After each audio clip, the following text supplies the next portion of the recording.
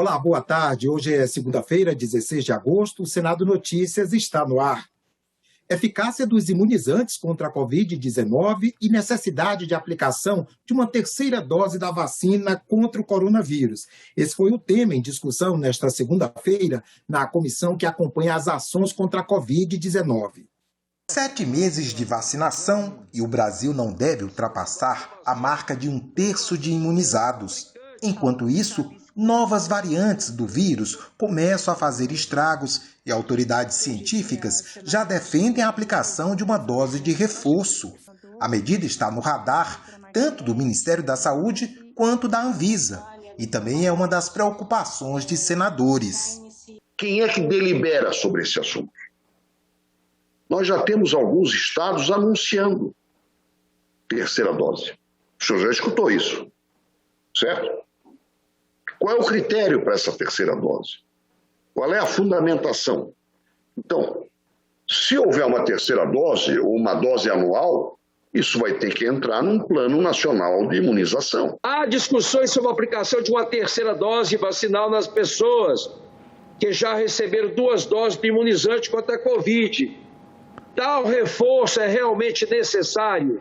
Há vantagens claras e relevantes na adoção dessa alternativa? Temos até a programação de um fórum que vai acontecer até o final de agosto.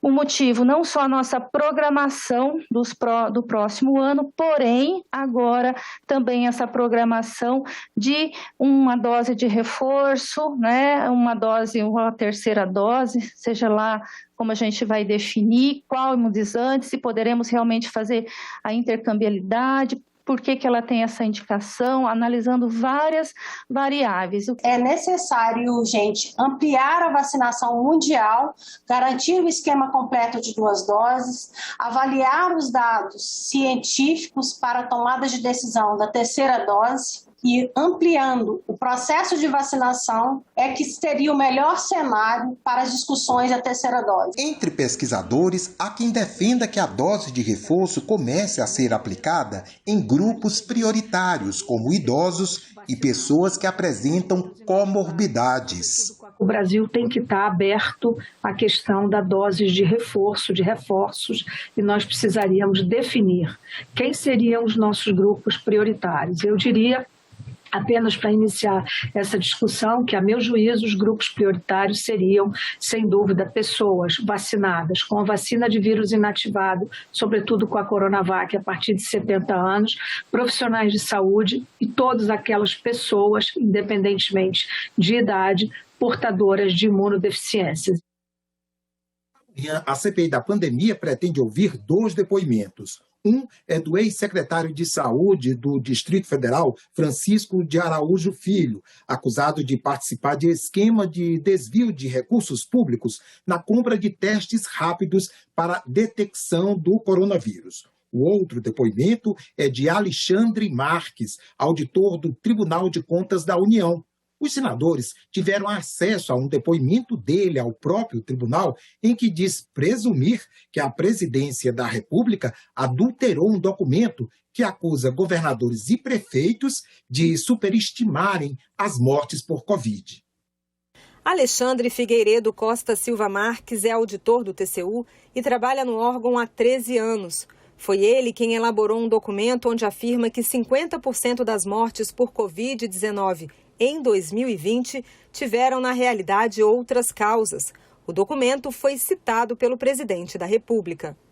Não é meu, é do tal do Tribunal de Contas da União, questionando o número de óbitos do ano passado por Covid.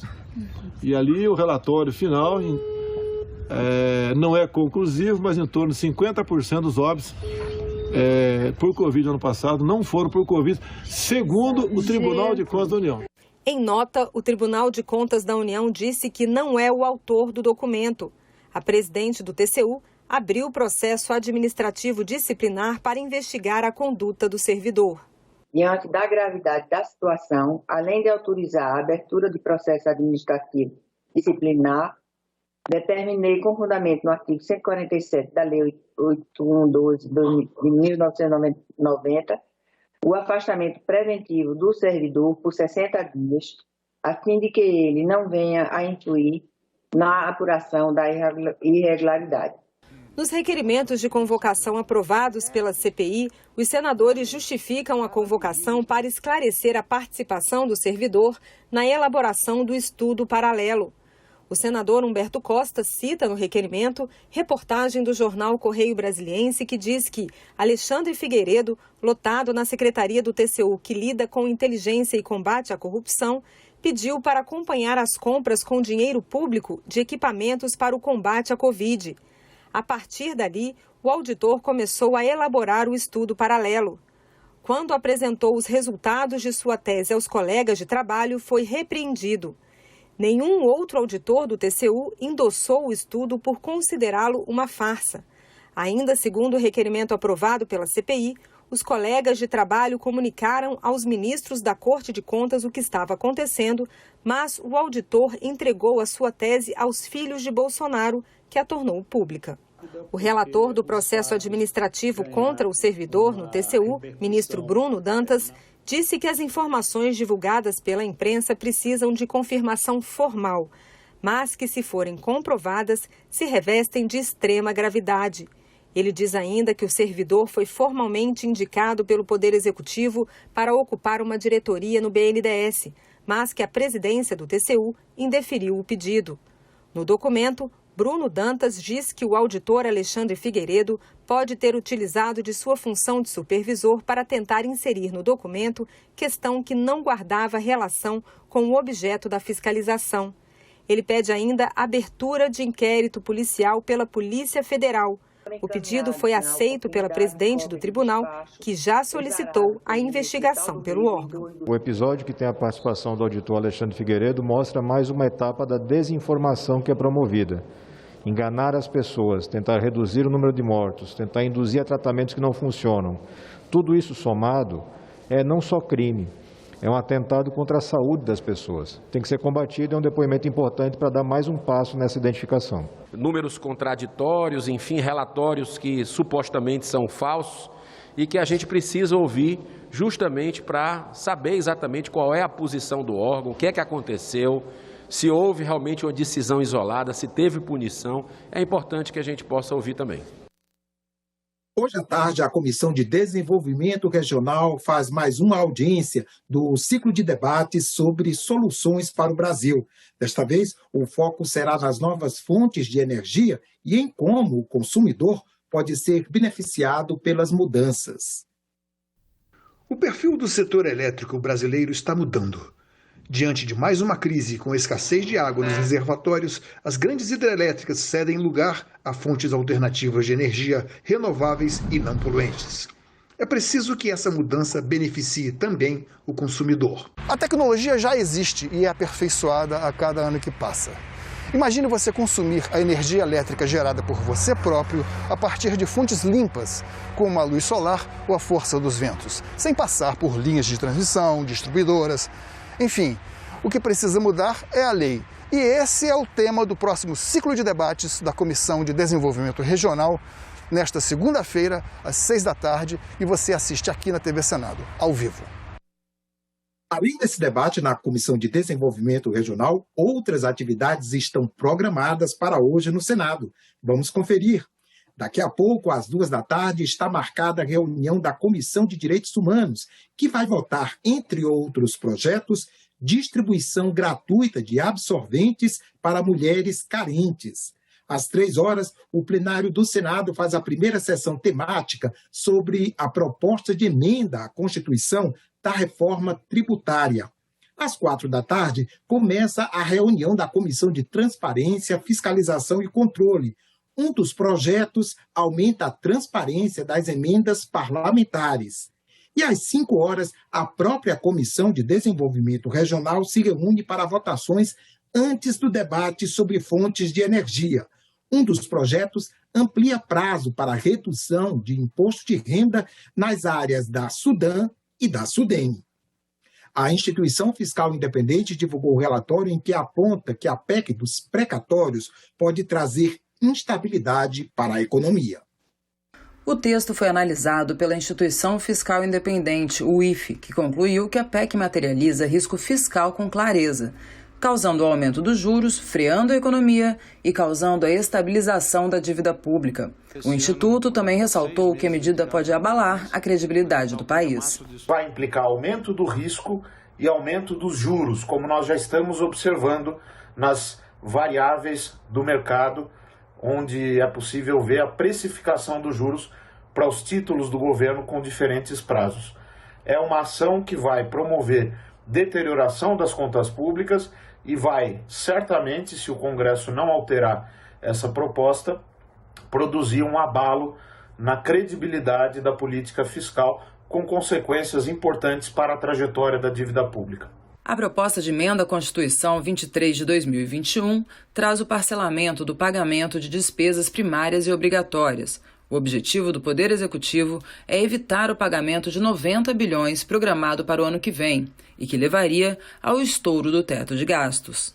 A verdade é que, na iminência de romper essa regra constitucional que limita as despesas públicas, o governo promove, então, uma alteração explícita da regra, seja por meio do parcelamento, seja por meio da criação de um fundo a ser composto por receitas de vendas de ativos, receitas do petróleo e outras que vão permitir pagar essas parcelas dos precatórios sem respeitar o teto de gastos. Quase 7 meses depois da primeira dose aplicada, o ritmo da vacinação ainda preocupa diante da presença da variante Delta do coronavírus. A boa notícia é a adesão em massa da juventude nos postos de saúde. Enquanto isso, alguns países já discutem a necessidade de uma terceira dose ou dose de reforço. O dia acaba de nascer em Brasília, o portão ainda não abriu, mas elas e eles já estão lá. Primeiro dia de imunização para jovens de 25 anos ou mais. Alguns formam rodinha e se abrigam do frio da manhã. Este montou um escritório a céu aberto. A cena se repete cada vez que as vacinas chegam e uma nova faixa etária é convocada. Um pouco mais distante dali, numa outra unidade de saúde, uma fila de mais de 300 candidatos contorna o estacionamento e segue até as tendas do atendimento. Distanciamento aqui? Um pouco difícil, não é? Mas campeã mesmo em tamanho é esta sequência de quase 1 quilômetro de gente debaixo do sol das 9 horas no terceiro posto que visitamos. A boa notícia é a adesão em massa dos jovens. A imunização é um processo coletivo. Quanto maior o número de pessoas vacinadas, maior será a proteção para todos. Alguns países ricos já estão aplicando a terceira dose ou dose de reforço. Mas a Organização Mundial da Saúde se manifestou contra essa iniciativa. Ainda não existem estudos conclusivos sobre as vantagens das doses de reforço. Diante do risco da propagação de novas variantes entre os não vacinados, os cientistas recomendam aumentar o percentual da população imunizada em todos os continentes. A gente não tem ainda mais de 70%, 80% da população mundial vacinada, então um ponto que a OMS defende, que também eu sou de acordo, é que a gente vai iniciar essa segunda fase de doses de reforço, caso realmente esteja comprovado a eficácia desse reforço, somente após a gente ter mais de 70% da população vacinada. A vacina contra o Covid-19 é um bem que não está totalmente disponível para todo mundo que a deseja tomar. Existe uma corrida de todos os países na busca dessa vacina para poder imunizar sua população. Enquanto isso não ocorre, não é justo que determinados grupos populacionais de determinados países estejam com já a terceira dose à sua disposição, em detrimento de outros, principalmente os países mais pobres, que sequer tiveram a primeira dose. Ficamos por aqui. Você pode rever as reportagens desta edição na nossa página na internet, senado.leg.br/TV. Obrigado pela companhia e continue sintonizado aqui na TV Senado.